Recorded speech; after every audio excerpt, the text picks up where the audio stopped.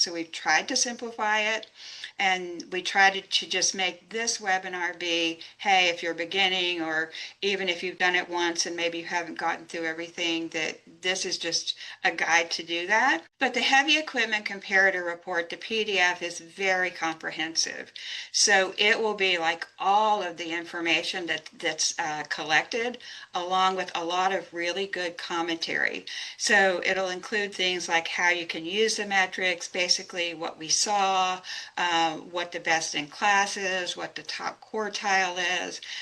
So it's some really, really good information for you as a company, and also if you deal with clients. It's a lot of really good information to share with them as well. So definitely look at this PDF. It's also just, I keep saying everything's my favorite because it is.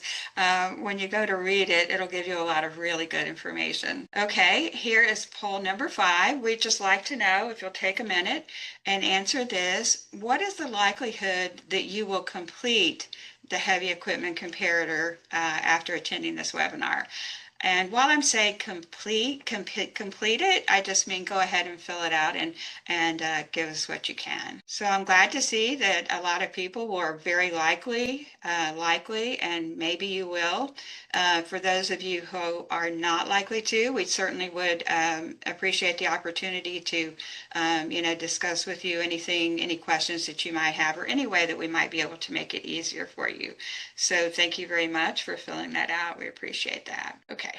So this is one thing I wanted to tell you too. We are having a Here to Help session coming up on Friday, and you can see the time here. If you would like to attend that, you can register for it. The link is here, right here. I think somebody was also going to put it in the chat for us. It was in your email that you had on Monday about what's going on this week within CFMA.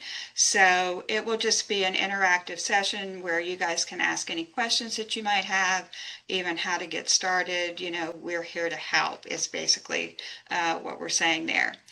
I do want to point out also that at the end of this, we're going to go through Q&A, but at the end of this PDF that you have in the resources, there are also some tips and tricks.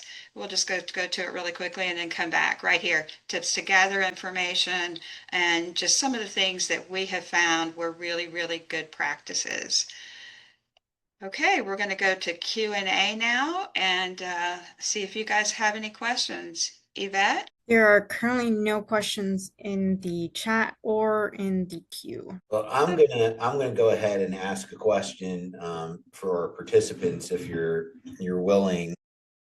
If you are in the maybe category or not likely category, if you wouldn't mind just dropping in a couple of words why you're maybe or not likely, or what would make it easier. Because again, as Carol said, we're really looking, to try to make this much easier, to try to reduce the amount of time. And I think, we've done it as far as being able to, lower the barriers to participation.